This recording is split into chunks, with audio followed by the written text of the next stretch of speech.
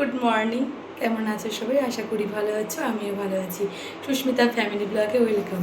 তো এই যে গপু এইমাত্র ঘুম থেকে উঠে পড়েছে আর আমার সমস্ত বাসি কাজ হয়ে গেছে। তারপরে এসেছি চা বসাতে। এদিকে চা হচ্ছে আর এদিকে গপু উঠে পড়লো এইমাত্র। তো গপুকে বাবি তুলে নিয়ে আসলো। তো চলো, আজ সারাদিন কী কাজ করবো অবশ্যই তোমাদের সঙ্গে শেয়ার করব। তো এখনকার মতন টাটা, আবার পরে দেখা হচ্ছে। ও গপুর এখনো ঘুম সেভাবে ভাঙিনি, এই মাত্র উঠলো। হাই করে দাও, বলো গুড মর্নিং, বলো বলো বলে দাও। আগের দিন রাত্রেবেলা গ্যাস শেষ হয়ে গেছে, ডাবল সিলিন্ডার থাকা সত্ত্বেও বুক করতে মনে নেই। তো মনে না থাকলে আর কি করা যাবে। এই ব্লগটা রবিবারের, যেহেতু পরের দিন সোমবার গ্যাস দিয়ে যাবে না, তার জন্য আর ইচ্ছে করলো না বুক করতে। তো মঙ্গলবার দিন একেবারে ফোন করব, সকালবেলায় দিয়ে যাবে। তো তার জন্য সমস্ত কিছু গুটিয়ে গাটিয়ে ওপরে চলে গেছি। আর এদিকে আমার শাশুড়ি মা মাছ বাছতে বসে গেছে, আর এদিকে আমি এদিকে অশ্মিকে মুড়ি দিচ্ছি। আর এসেছে বাড়িতে আজ বড়মশাইয়ের মামা, তো মামাকেও মুড়ি দেওয়া হয়ে গেছে, অশ্মিকে দিলে আমি নেব। তারপর সকাল সকালই আজকে রান্না বসিয়ে দিয়েছি মুড়িটা খেয়ে, কারণ আজ আমরা যাব দুপুরবেলায় নিমন্ত্রণ না আছে। আমার শাশুড়ি মা যাবে না, গপু আছে, আর মা এমনিও যাবে না। আর মামা এসেছে যেহেতু, আজ পাট শাক করবো আর পটল দিয়ে আলু দিয়ে এই মাছটার তরকারি করব। আর সেরকমভাবে কিছু করব না, কারণ দুজনেই ওরা অতটা মানে বেশি তরকারি পছন্দ করে না, আর আমরাও নেই। চাটনি আছে, দই আছে, এই দিয়েই হয়ে যাবে। তো অশ্মি থাকলেই পটল দিয়ে আলু দিয়ে চিংড়ি মাছ দিয়ে খেতে পারে না, মানে চাই না, তার জন্য আর হয় না। আবার আলাদা আলাদা করব। তো এদিকে যেহেতু দুজন খাবে, ওরা এটা ভালোবাসে, তার জন্য ভাবলাম না, এভাবেই করে দিই রান্নাটা। তাহলে আবার আমাকে দুটো তরকারি করতে হবে না, এক তরকারিতেই হয়ে যাবে। আর চাটনিটা আর দইটা ফ্রিজে আছে, খাওয়ার সময় দিয়ে আমি যাবো। তারপরে এদিকে আমি নিচে গিয়ে দেখছি আমার বড়মশাই নিয়ে চলে এসেছে ব্যাগের মধ্যে কি। তো আমাকে বলে গেল ব্যাগের মধ্যে যেটা আছে সেটা রেখে ফ্রিজে রেখে দিতে। আমি যাচ্ছিলাম স্নান করতে, ভাবলাম রান্না টান্না হয়ে গেছে, স্নান করে আসি।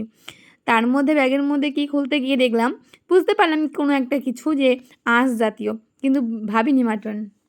যাই হোক, এনেছে যেহেতু সেহেতু এটাকে বেছে ধুয়ে একেবারে ফ্রিজে রেখে স্নান করতে যাব। আবার না হলে স্নান করার পর এটা বাছতে আমার একদম ভালো লাগবে না। আর স্নান করে মাছ মাংস বলে কোনো কিছুই ভালো লাগে না। এই মাংসটা এনেছে বাবলারি থেকে। বাবলারির মাংস সত্যিই অসাধারণ হয়। সমস্ত কাজ সেরে একেবারে স্নান কমপ্লিট করে ফেলাম, কারণ অশ্মিকে পড়াতে এসেছিলো। এখনই অশ্মিকে পড়িয়ে গেল, তার জন্য দেরি হয়ে গেল যেতে। যেহেতু ঠাকুর বাড়িতে খাওয়ার নিমন্ত্রণ না আছে, তার জন্য তাড়াতাড়ি যেতে হবে। যদিও এখন বেজে গেছে দুটো, তো এখন বেরোবো। অশ্মিও রেডি হয়ে গেছে, আমিও রেডি হয়ে গেছি। তো সমস্ত কাজ সেরে এখন বড়মশাইয়ের মামা এসেছে, তার জন্য রান্না হয়েছে। আর আমার শাশুড়ি যাবে না, গপুকে নিয়ে থাকবে, সেই জন্য তো একটা কারণ আছেই। তো রান্না বান্নার সমস্ত কিছু সেরে এখন আমরা যাব, আমি আর আমার শ্বশুরমশাই মানে বাবা টোটোতে যাবো, অশ্মি আর অশ্মির বাবা গাড়িতে যাবে। তো চলো ওখানে গিয়ে আবার তোমাদের সঙ্গে ভিডিও শেয়ার করবো। তো এখনকার মতন টাটা। বললামই তো আমরা টোটোতে যাব, আর ওই যে পিছনে আমাদের পাহারা দিতে দিতে আসছে অশ্মি আর অশ্মির বাবা। তো আমি এদিকে আমার শ্বশুরমশাইয়ের সঙ্গে বসে আছি।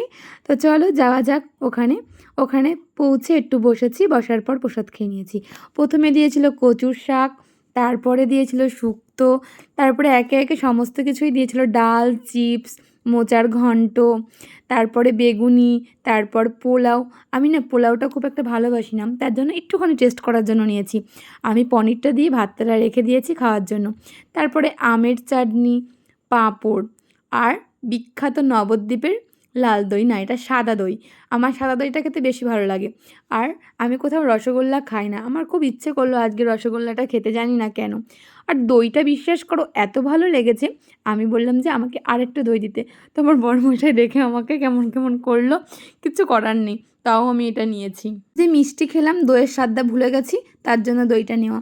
তারপর লাস্টে একটা হজমোল্লা। এদিকে আমি একটা কুয়ো দেখতে পেয়েছি। আমি অনেক দিন আগে কোনো এক বাড়িতে মানে ভিডিও কলের মাধ্যমে কুয়োটা দেখেছিলাম, আমার মনে পড়ে গেল।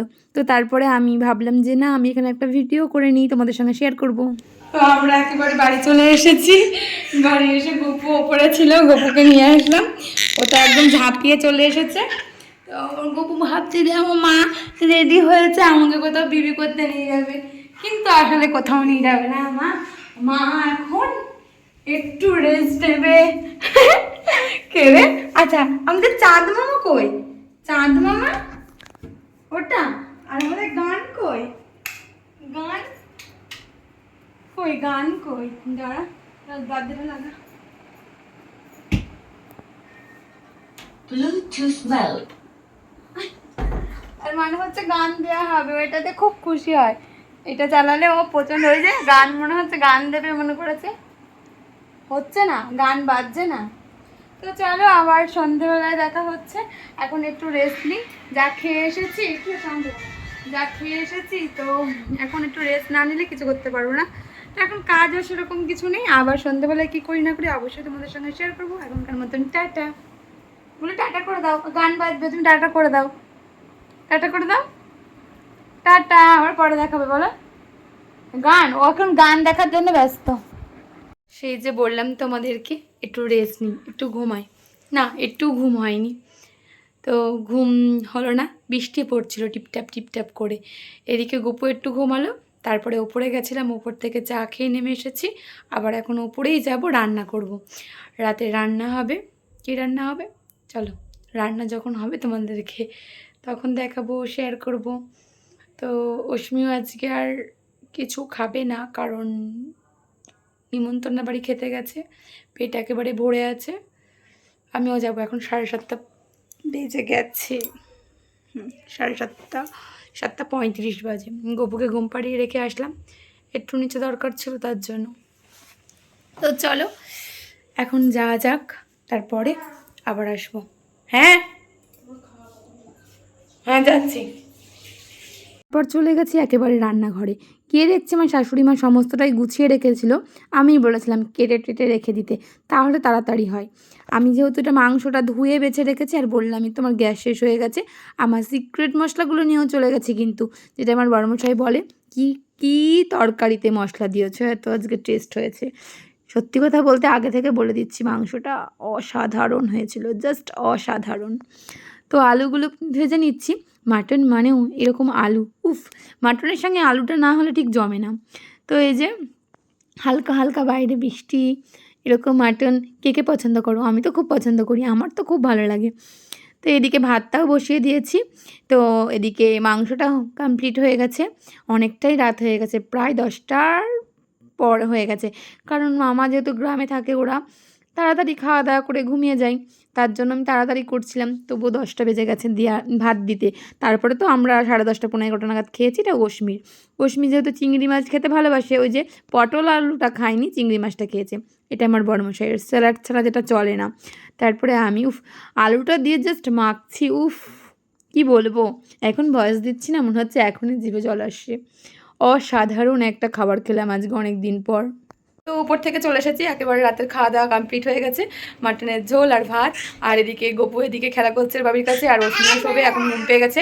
এখন প্রায় 11টা প্রায় না 11টাই বেজে গেছে। তো চলো এই ভিডিওটার বেশি বড় করবো না, আবার নতুন একটা ভিডিওর সঙ্গে দেখা হচ্ছে খুব তাড়াতাড়ি। ততক্ষণ তোমরা সুস্থ থেকো, সাবধানে থেকো, ভালো থেকো। আবার নতুন একটা ভিডিও দেখা হচ্ছে। আজকের মতন টাটা, গুড নাইট।